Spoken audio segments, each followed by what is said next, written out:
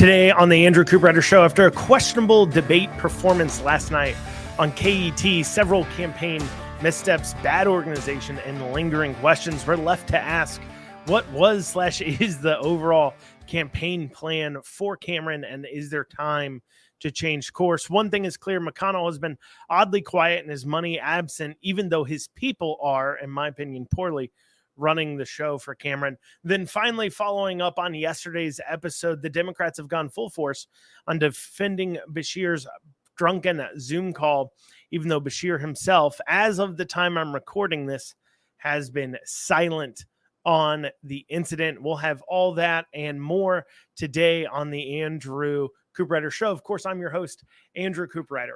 And as always, if you want to listen to that last segment of following up on yesterday's episode regarding the Democrats' response to the Beshear drunk video, you'll have to follow me on a podcasting platform. That last segment is saved specifically for the podcast listeners. And if you want to listen to that, you need to go to iHeart, Google, Apple, Spotify, Pandora, or any other major podcasting platform, and go ahead and take a listen to the Andrew Cooperrider Show. Just simply search Andrew Cooperrider and you should be able to find it. But please make sure you like, comment, share, and subscribe. To all those listening to the podcast format, please make sure you leave a 5-star review if you can on the platform you're listening to.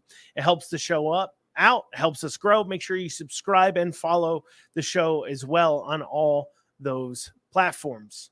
Now, without further ado, let's dig into it. We are 2 weeks out from the election. 2 weeks. As of today, 2 weeks out, and I want to get some statements and questions on the record for the Cameron campaign. After an election, people love to pontificate, mumble and muddle around, wondering how someone lost or how something happened.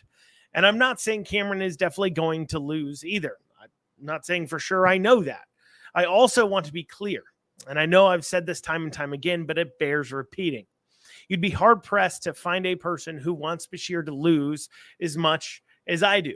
My desire to talk about the mistakes Cameron is making doesn't come from a partisan hackery or support for Beshear or something like that.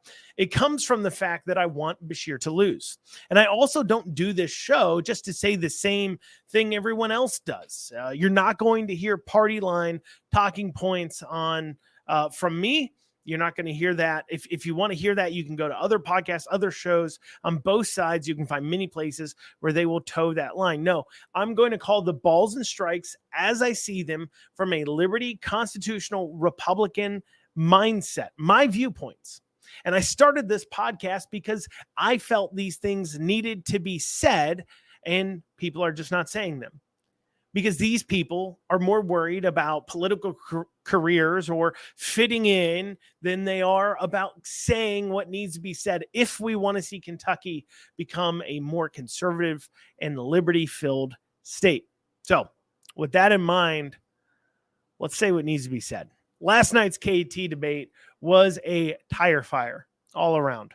Cameron has been getting progressively better with each debate, coming up with retorts to Beshear's swarmy and awful talking points that he says with complete and utter psycho he's a psychopath. But then last night happened. Now understand, both Beshear and Cameron didn't do well in my opinions. They both dodged a lot of questions. But here's the thing with the KET debates. Specifically, that is different than other debates. They are moderated by Renee Shaw. And Renee is not simply just the moderator. You are, to a degree, debating her. And if you don't come prepared with more than feel-good talking points, she will roast you. I've learned this myself firsthand.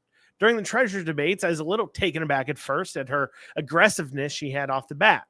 I opened up, and then she turned to my opponent and asked him just a layup question on me that, well, can a treasurer even do what Andrew's talking about? And then my opponent responded, and then she, of course, didn't come back to me and give me a chance to respond back. I found that extremely irritating.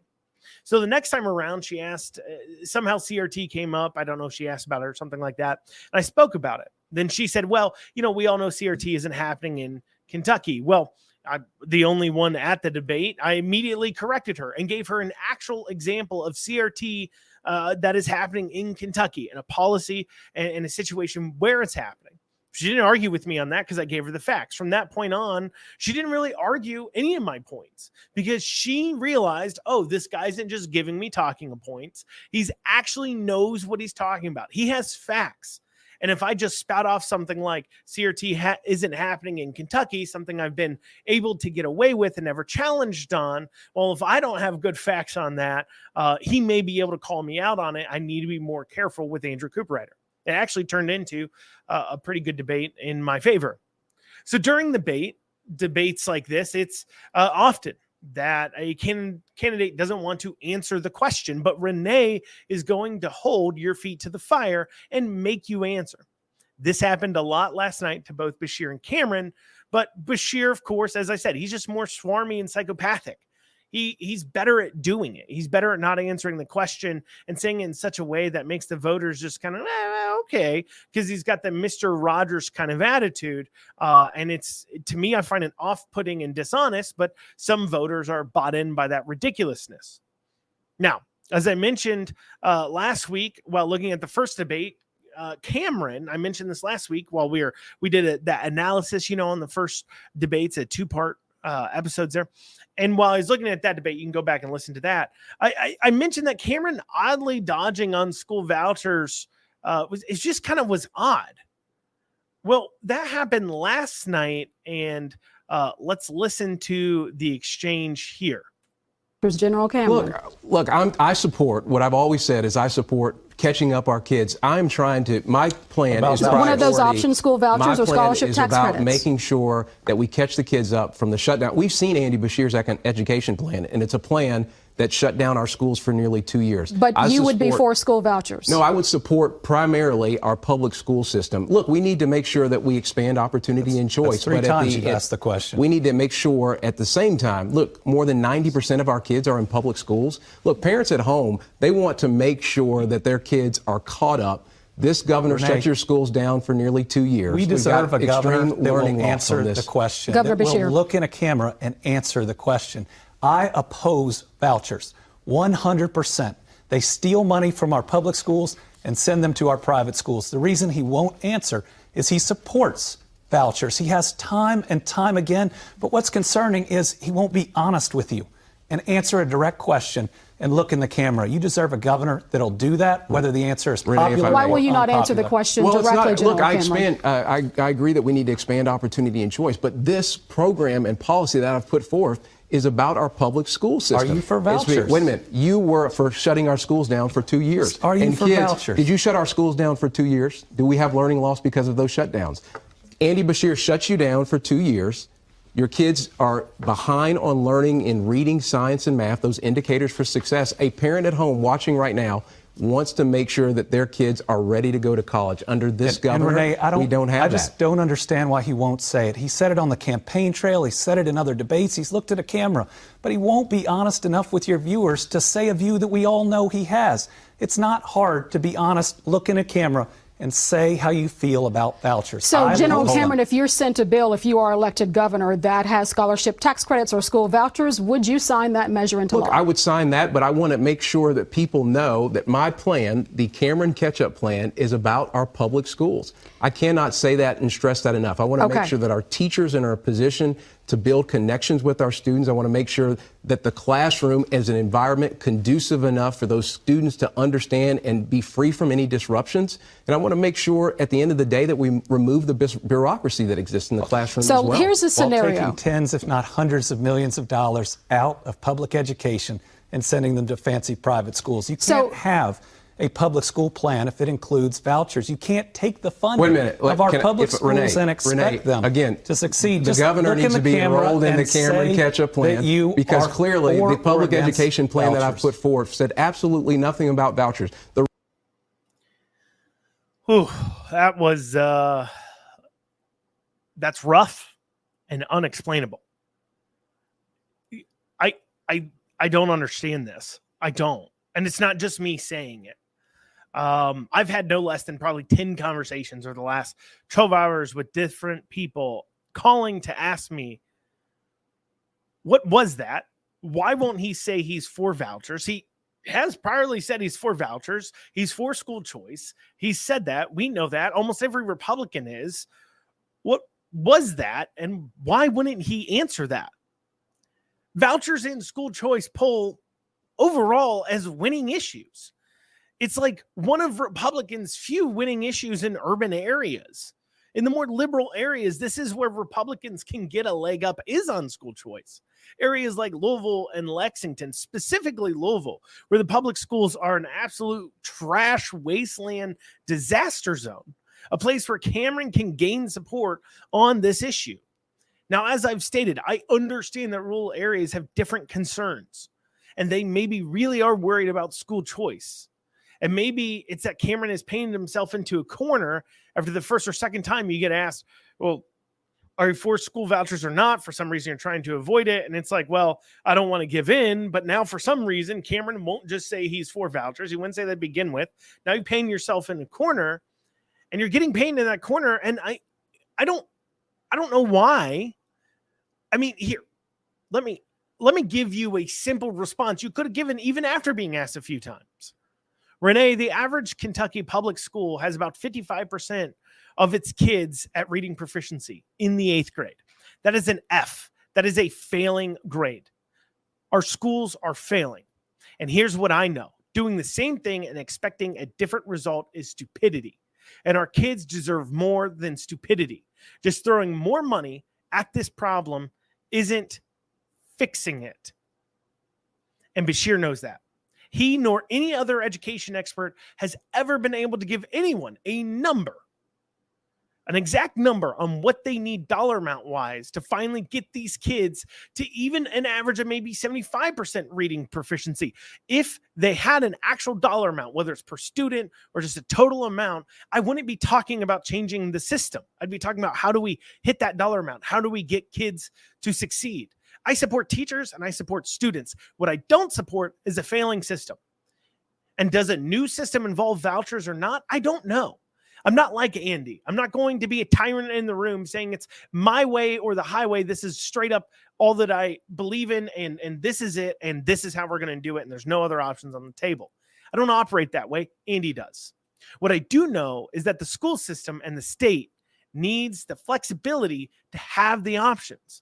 And as a governor, I want to provide that flexibility so our kids can finally succeed. Andy's plan is to shove more of our hard-earned money into a failing system. My plan involves choice and options in order to change this failing system into one that can succeed for both students and teachers. Boom. There you go. There's a response. By the way, Cameron campaign, if you want me to help with the next debate prep, give me a call. I'm actually pretty good at this. We knew this was coming too in the last debate. Beshear brought this up. Well, he won't commit to this. He brought it up. We knew it was coming. But why won't Cameron just say he's for vouchers or say something like this? Or just say he's for anything at all. He won't say he's for anything specifically at all or hardly at all. He's got a few things, but hardly at all. So why is he so afraid to commit to anything? Well, we'll be going over that and the reasons why after this short break. Why is the Cameron campaign so dead set on instructing Cameron to try and say as little about his ideas, his policies, what he'll do in office, as little as possible? I mean, right now, if I was to ask even people who pay heavy attention to politics, remember, we're 2 weeks out from the campaign, or from the election day. So if I ask people who paid even heavy attention, what is Cameron's policies? What will he do? They'll say, well, he's got his catch-up plan, which involves an 11% pay raise initially for teachers and then a tutoring program, a work requirement in order to receive, taxpayer-funded health care through the Medicaid system. And I guess, some policies about if a bill passed that involved abortion exemptions, he would sign it. I mean, what about economic policies? What about spending? What about budgets, pensions, infrastructure, justice system, juvenile justice system, accounting for health and family services, regulation and red tape reform? I mean, changes like that need to be made. What is the plan? And while this is extremely frustrating and important to people like me, and hopefully people like you, it doesn't appear or coincide with what The campaign plan has been up to this point, which is to try and offend as little people as possible, try to be as non-offensive as possible, try to get them just to focus on our opponent and how awful he is, and say nothing that offends anyone during the campaign. This is why he won't commit on vouchers. This is why he's flip-flopped on abortion. That's why he has no real policy plans outside of 3 or 4 items I listed. It's not by accident, it's by design. Because this is how old school McConnell machine, McConnell campaigns operate. But here's the problem. Cameron isn't McConnell. Cameron isn't an incumbent. Cameron isn't down ticket either. Turnout is low in off-year elections. Cameron, it's not about convincing the people that already show up to the polls to vote for Cameron. It's about convincing people to show up in the first place. Cameron doesn't have a machine, and weirdly, too, Cameron doesn't have the McConnell money either. Yet his campaign is being run by McConnell people. People like McConnell's chief of staff, Scott Jennings, others. Obviously, these are the worst kind of political operatives. The kind that view it as a career and a game. It's team red shirt versus team blue shirt. And policy or doing good doesn't matter. The only thing that does is power and how close you can get to it. They adopt conservative talking points simply to win, but are willing to cast them to the side the moment the moment they become difficult at all to fulfill. These are how these people operate. These kinds of people try to not offend as much as possible, present no policy, and use what appears to be extremely popular to their advantage while letting their own horrible judgment cloud their ability to even leverage that popular stuff to their advantage. Here's an example. Cameron was endorsed by Trump. Why hasn't Trump done an event with Cameron? Or better yet, why does Cameron say things like this? Why is this so hard for him? I mean, Trump's extremely popular in Kentucky, but yet that doesn't stop weird exchanges like this. This is an exchange from last night where Renee is going to ask Cameron about Donald Trump. Let's take a listen. Cameron, you've said that Beshear will not speak out against the far left wing of his party, and that you've frequently drawn connections between Beshear and President Biden. A question from a viewer tonight from Louisville.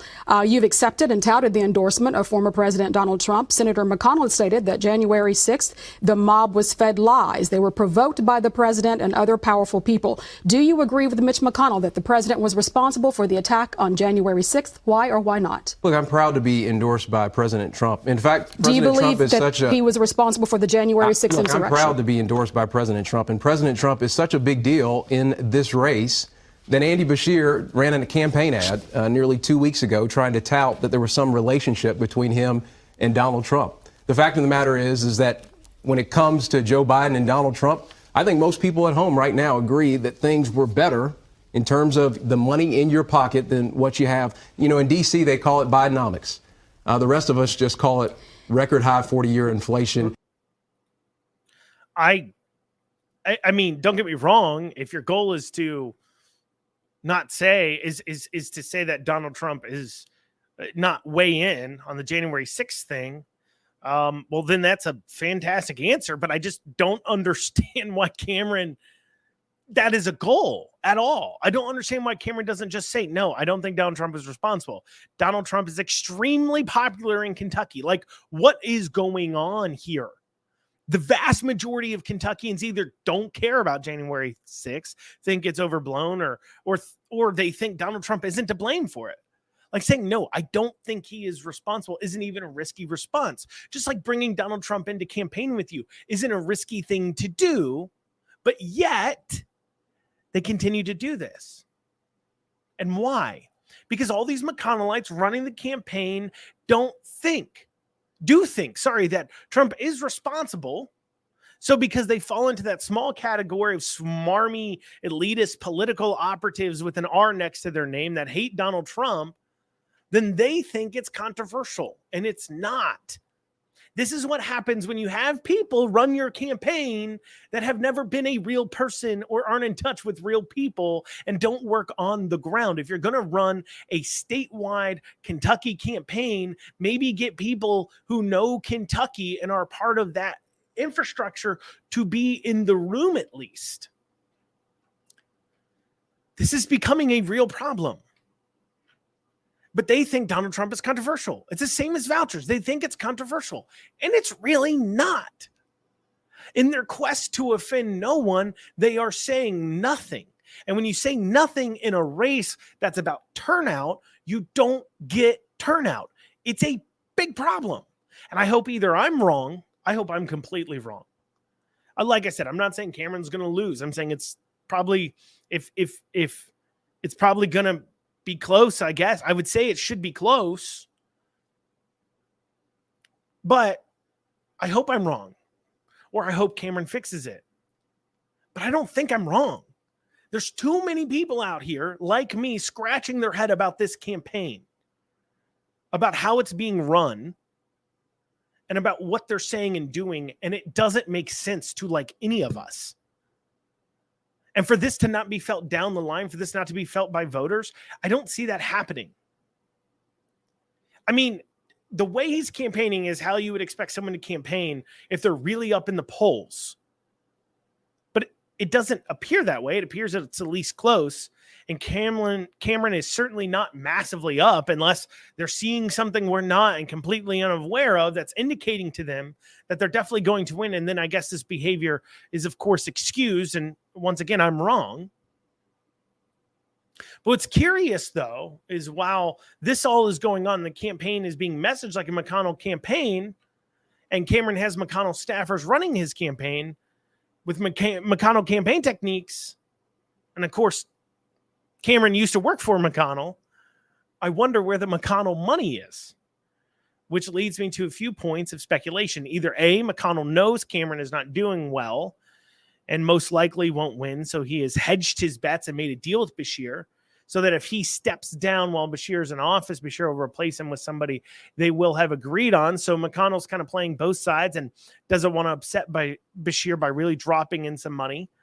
Or the other option is that McConnell has fallen off and people are not viewing him the same as they used to. If people are saying McConnell is a has-been and he can't command and direct as much money as he used to, then that could explain a lack of funding from his side. Because while Cameron has McConnell people running his campaign, it's Rand Paul donors and PACs and mega donors that have given Cameron more monetary resources than McConnell has.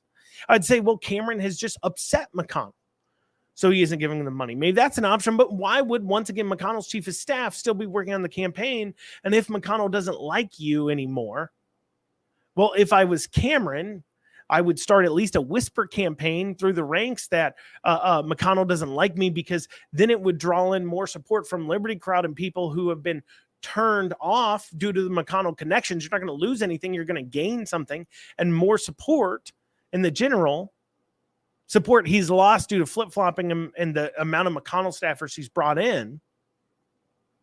Or perhaps McConnell just views it as a complete loss because, well, it may be. I don't know. Maybe they're seeing something else that's really bad and doesn't want to waste money. Or perhaps McConnell is dumping it all in last minute. That is McConnell's type of way. Maybe they're really reserving that money. They're dumping it in here last minute and we're going to see it. I just don't know. Here's what I know. If Cameron wants to win, he has got to change course here. You know, Thomas Massey has said, and I don't know if it's just a political event or conversation or something, but he said, Republicans do a horrible job at defending our good ideas while not calling out and pointing out effectively how bad the Democrats' ideas are. And it's incredibly true. Standing on standard Republican principle and platform, I mean, there's a reason people are changing party and running away from people in the Democrat Party to the Republican Party here in Kentucky. And it's because of things like school choice and Trump. And it doesn't make a lot of sense why you're running away from them. Have a campaign event with Trump and start really getting after Beshear and stop being afraid of offending people and start inspiring people. Well, y'all, that's what we have time for For those of you listening on the video format on Facebook, YouTube, Twitter, for those of you listening there, if you want to catch this last story, you got to head on over to the podcast form, which you can hear on, once again, Apple, Spotify, iHeart, Pandora, Google Podcasts, really anywhere where you listen to podcasts. And if you can't find it where you listen to podcasts, shoot me an email at info@theandrewshow.com, info@theandrewshow.com, and I'll make sure I get it up to where you want to listen to it at. Otherwise, you all have a great rest of your day. But those of you listening in podcast format, stay with me because the Democrats have gone full denial on the Beshear drunk video. We'll have more after this short break. So Democrats are really, really positive Beshear isn't drunk in the video. And even if he is, well, what's the big deal? Well, we have this from the Daily Dot. They put out an article where they are simultaneously claiming they don't know if the video is real while basically trying to state that the video, of course, is not real. The article is titled "Viral Video Attempts to Show Kentucky Governor Drunk on Video Call, but It's Likely Doctored." So they don't even know. So you don't have the facts, but you're going to go ahead and write this article. So we have them laundering these talking points. Let me read you some of the outtakes from the article. Okay. Here's an article here. Here's one of the quotes, from the article. They're, of course, quoting him in the video. They're saying there will be disagreement. Yes, there will be times when we are very passionate about things, Beshear says in the video, seeming to roll his eyes up at the ceiling.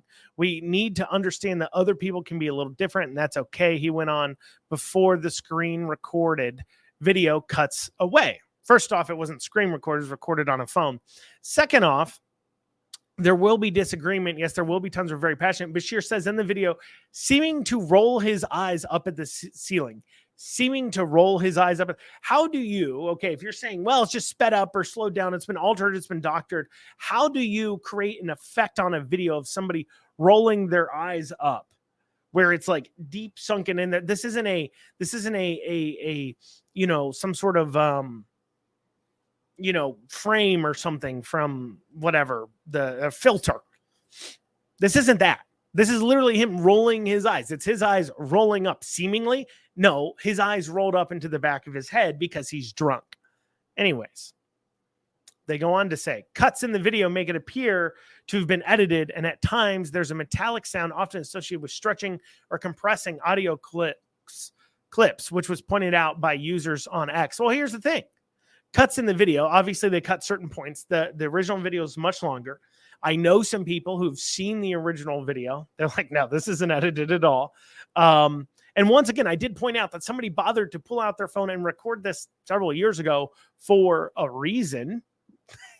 Because he was drunk in it. You don't just screen record things because you feel like it. You pull out your phone, start recording it because somebody's doing something that you're like, wow. And then they say there's a metallic sound often associated with stretching or compressing audio clicks. That metallic sound is also associated for when somebody has a bad internet connection and is on a Zoom call and their voice gets crackled up. At some part, it's perfectly fine. Then at some parts, it's all of a sudden metallic. Well, if this had been compressed, and I went over this yesterday, you would hear that metallic clicking, those issues all throughout the entire video, but you don't.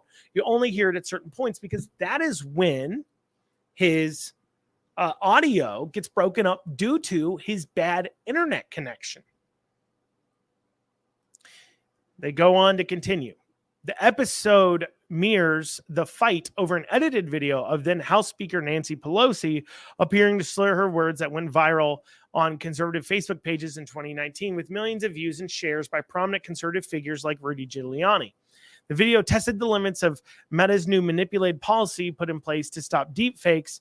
Because the video wasn't a deepfake but altered satirical video, the site allowed the clip to stay up. So now they're comparing this Beshear video where he's drunk to the Nancy Pelosi appearing to slur her words that they're saying, well, that was altered and doctored. So this is just being left up and allowed to spread because it's altered and doctored. So they're saying like, well, it's altered and doctored, but it's being left up because, well, Facebook, you know, has this policy where they let that just happen. So if you're still seeing it and you're thinking, well, why is it being taken down? Why is it being allowed to show on Facebook? Well, that's why. It doesn't mean that's real just because it's allowed to be there. It's just, you know, that's why. But what's funny is that what's most telling about this article, though, comes from the last comment, or the last, part of the article, the last line of the article. Here it is. Beshear's press team didn't respond to a question about whether the video was real or if they had a copy of the original footage. What's funny is that, well, Beshear, as of recording this, and as far as I'm aware, Beshear has yet to weigh in on this. And that is probably one of the most telling things. If the video was completely altered and fake and doctored, well, Beshear would just come out and say, well, this is altered and faked and doctored. I wasn't drunk. It was normal. I don't have the original footage because who thinks to record a video from years ago, but this has been altered and fake. But he can't, because it hasn't been altered. He hasn't said anything about it. The fact he's so quiet should be the greatest indication to you that this hasn't been faked or altered at all. And even if it was slowed down, which I don't think it was, he's still sweaty, rolling his eyes and slurring his speech when it sped back up, as you heard in the last one. In fact, this article cites that, the slowing down as a thing, saying, oh, slow down by 75%. If you speed it back up at 125, it sounds normal, which first off, that ignores the actual math behind it. You wouldn't speed it up by 1.25 if it's slowed down by, you wouldn't speed it up by 125% if it's slowed down by 75%. You'd actually speed it up by a bit more than that, something I figured out yesterday as I was trying to figure, okay, if it was slowed down by 75%, what speed would it be at? And it wasn't exactly like, oh, you just speed it up to 125 and it sounds normal. That's not exactly the math there. But anyways, let's putting that to the side. But what's funny is while they claim it's fake, they simultaneously claim it's not a big deal if it is real, as if they're simultaneously trying to cover all their bases at one time because, well, they're frankly just worried that, well, maybe it is true. So, it's just not a big deal. I mean, I'll give you a comment here from my own Facebook page. So I posted this on Facebook. I posted the episode on Facebook talking about this, and it has some comments and reactions and things. And one of the comments is, pretend for a minute that it wasn't slowed down. Obviously wasn't. Anyways, if he was intoxicated, was he working at the Capitol during normal business hours? If not, was he simply joining a committee Zoom call from home in the evening on the weekend? Did he do something wrong? So this is what they're saying. They're saying even if it is real, he didn't do anything wrong. He's just drunk at home after hours. What's the big deal? Now, that is a real discussion to have. Did he do something wrong? And let me weigh in on this. Let me weigh in on whether or not he did something wrong. I kind of talked about this yesterday, but let me weigh in on this. From a moral place, it depends on, obviously, if you think drinking is wrong or right. He's drinking. He's drank too much. He's at home. Does that make him a drunkard, an alcoholic, anything like that? Probably not. I don't know. But put that to the side. It does show a lack of judgment. Off hours or not, it's a political thing. You shouldn't be drunk at political events or calls or work at all. It looks bad. If you're drunk, just say no to hopping on the call. Don't get on the call. Just say no. Say, I can't do it. I mean, let me give you an example. While I was campaigning, I would, if they did have an open bar or anything like that, or a drink bar, I would only have a beer like the entire event at the most if I drank at all. Sometimes I didn't drink at all. Sometimes there was an open bar. And while my wife was driving, then I could have responsibly engaged in several drinks without being drunk or over the legal limit. I did not, because I didn't even want to appear like I was drinking too much. We had strict rules on this because it's the appearance of the thing. You should have enough judgment to know that you should never appear to be drunk, never appear to be an alcoholic or drinking or a drunkard. You should know that. Jumping on a call while drunk shows an extreme lack of judgment, and that might be the very thing to judge him on. It's not that he's drinking or drunk, it's the fact he would conduct anything at all that involves a professional attitude and a professional atmosphere, work or not, while being inebriated. That's a problem, shows a lack of judgment. Well, y'all, that's what we have time for today on the Andrew Cooperrider Show. I thank you guys so much for joining me. I hope you have a great rest of your day. We'll be back here tomorrow, right around 1 o'clock. We'll see you then.